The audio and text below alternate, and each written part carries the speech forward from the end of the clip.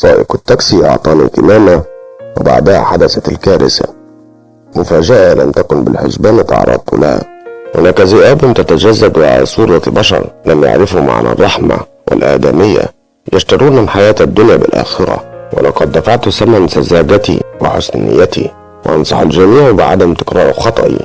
وقد تعرضت لموقف يمكن لأي شخص أن يتعرض له، فيجب أخذ الحذر في كل شيء. والله الذي لا إله إلا هو، لولا رحمة ربي لكنت بتعداد الأموات. القصة هنا عزيزي المستمع على لسان الضحية. أنا هدى، أبلغ من العمر 23 عاما، طالبة بكلية الفنون الجميلة. كان حلم حياتي أن ألتحق بتلك الكلية، وقد فعلت. كانت الأمور تسير بشكل جيد، حيث أبدأ يومي لإلقاء السلام على والدي وتناول الفطور معهما قبل أن أغادر إلى جامعتي.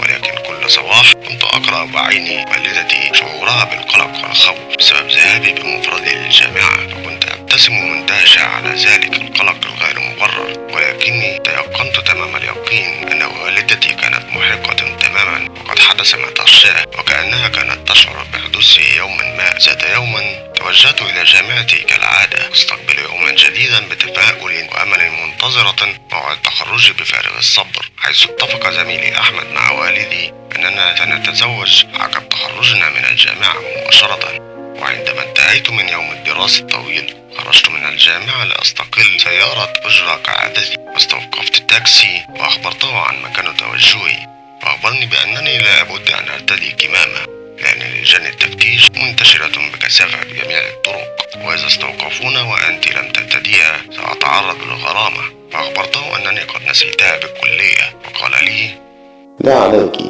أنا معي الكثير منها. فأخرج لي كمامة وارتديتها.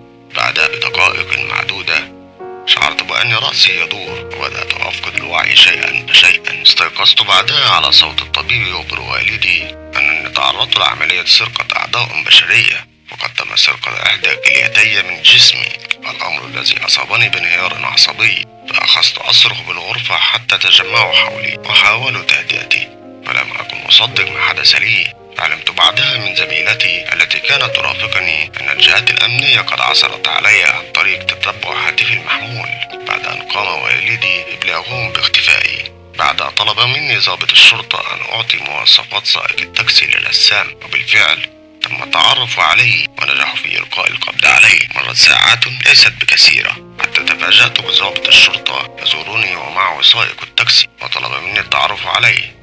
فأكدت له أنه نفس الرجل الذي أعطاني الكمامة، فتم إلقاء القبض عليه، وتم تحرير محضر بالواقعة، وتم إحالته للنيابة لمباشرة التحقيقات. وبعدها تمت إحالته لمحكمة الجنايات التي أصدرت حكمها بحبسه لمدة 25 عاما. فكانت تلك الواقعة هي أبشع ما تعرضت له في حياتي. انتهت قصتي هنا، ولكن ما زالت الدنيا تدور، وبها من المواقف ما لا يعد ولا يحصى.